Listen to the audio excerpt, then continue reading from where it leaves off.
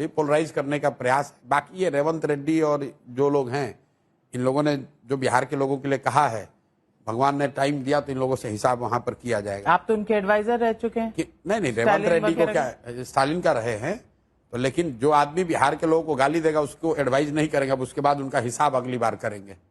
तो आप कह रहे हैं डीएमके का हिसाब करेंगे? बिल्कुल, जो मैंने कहा अगर भगवान ने मौका दिया, समय रहा तो उनका हिसाब भी बराबर करेंगे। बहुत बड़ी बात कह रहे हैं। कुछ नहीं बड़ी बात है। बड़ी बात क्या है? रेवंत रेड्डी क्या औकात है? रेवंत रेड्डी वहां पर थे पहले। एमके स्टालिन, सुन तो लीजिए, रेवंत रेड्डी जो है ये पहले भाजपा में थे, टीडीपी में, फिर कांग्रेस में आए, अध्यक्ष बने। अध्यक्ष बना तो हमारे यहाँ के दरबार लगाते थे कि भैया हमारी मदद कीजिए तेलंगाना में। एक बार नहीं, दो बार नहीं, 3 बार आके दिल्ली हमसे रिक्वेस्ट करने, हमने मदद नहीं की, लेकिन वो अपने से बन गए हैं। अभी जुमा पहली बार मुख्यमंत्री बने हैं। इसकी हिम्मत है, कहता है कि बिहार के लोगों का डीएनए तेलंगाना के लोगों से खराब है, तो खराब है तो अगली बार चुनाव होगा तो तुमसे मिलेंगे तेलंगाना में, तब पता चलेगा कि किसका खराब है किसका अच्छा है। हम डरते नहीं किसी से, कैमरे पे कह रहे हैं इनको जितना दम है ना ये लगा लें। राहुल गांधी से भी नहीं। अरे राहुल गांधी कौन पूछता है? हम किसी से नहीं डरते हैं, हम पैदा ही नहीं हुए डरने के लिए।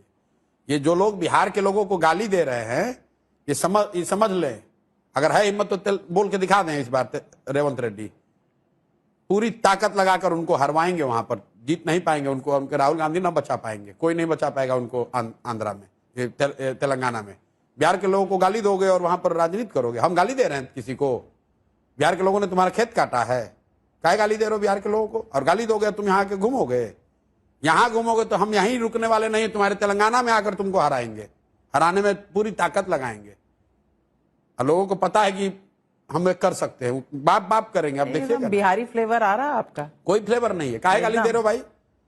देखिए आप बताइए, कोई गरीब आदमी आपके यहाँ राज्य में गया, आपके घर में गया है, आपके यहाँ काम करता है, उसको आप 2 थप्पड़ मार दीजिए, ये कौन बहादुरी है? बिहार के लोगों का अगर डीएनए खराब है या तेलंगाना से कमतर है, तो तुम तेलंगाना के होने के नाते क्यों आए थे हमसे सलाह लेने? तो यहाँ जब आए थे वोट, और आए थे कि नहीं आए? और यहाँ वोट मांगने भी छोड़िए तो ना, ये सब रैली तो छोड़िए बिहार का बात। पहले आप रेवंत रेड्डी से पूछिए कि प्रशांत किशोर से मदद मांगने गए थे कि नहीं गए थे। प्रशांत किशोर तो बिहार के हैं। तो अगर तेलंगाना के डीएनए से हम लोग का डीएनए कमतर है तो हमसे सलाह लेने काहे आए थे? इतने वीर बन रहे हो, क्यों आए थे बताओ? तो आई होप सुन रहे होंगे। ना सुन रहे तो हम फिर से सुना दीजिएगा उनसे। हम हमारा खेत थोड़े ना उनसे थोड़े ना चलते हैं। रेवंत रेड्डी से हम थोड़े ना चलते हैं। चलते किससे हैं? अपने दम से चलते हैं, अपने माँ बाप के आशीर्वाद से चलते हैं, बिहार के लोगों के समर्थन से चलते हैं, अपने कर्मों से चलते हैं। अच्छा, एक शब्द में आप कैसे प्रशांत किशोर तो एक पॉलिटिकल चोर है। वो तो एक प्रीपेड रिचार्ज जैसा है, जितना रिचार्ज करते उतना टॉक टाइम आता है। सेम प्रशांत किशोर को भी अगर कोई नेता जितना रिचार्ज करता है उतना बाहर आकर बात करता है, उसको क्यों हम उतना सीरियस लेने का? मगर उसका क्या है, कम से कम वो तो 50 साल का उम्र तो रहता है उसका। बस मैं ये पूछना चाहता हूँ कि उन्होंने कभी बिहार के जनहित के लिए 15 मिनट बात किया क्या? उन्होंने यूएस गया, इधर आया, सारे राज्यों में स्ट्रैटेजिस्ट बनकर जिताने के लिए कोशिश किया, सब जगह तो हार गए, वो तो दूसरी बात है। मगर बिहार के जनहित के लिए, उस राज्य के हित के लिए कभी काम किया क्या? आज भी वो दूसरों के रिचार्ज के ऊपर टॉक टाइम बनकर राजनीति बिहार में कर रहा है, ये तो सब लोगों को मालूम है। पर जब हमारे राज्य के मुख्यमंत्री रेवंत रेड्डी जी के औकात के ऊपर बात करने वाला ये समझना चाहिए कि जो आदमी बिना कोई पॉलिटिकल बैकग्राउंड से एक राज्य को मुख्यमंत्री बनकर, रोल मॉडल बनकर आज दुनिया के अटेंशन को ले रहा है, अगर उसके ऊपर आप ऐसे स्टेटमेंट दे दिए तो आप सोच रहा होगा कि आपको कुछ फायदा होगा।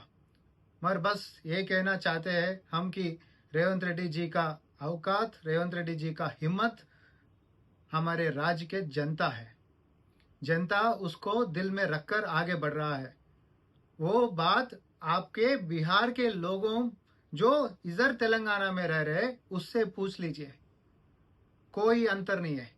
चाहे वो जिसका भी राज्य का हो, कोई भी इधर तेलंगाना को आकर जीने के लिए इधर पूरा खानदान जी रहा है।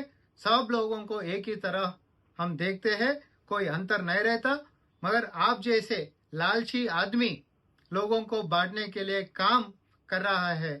बस हम बिहार के जनता से यह विनती करता है कि ऐसे वाले पॉलिटिकल चोरों को आशीर्वाद मत दें।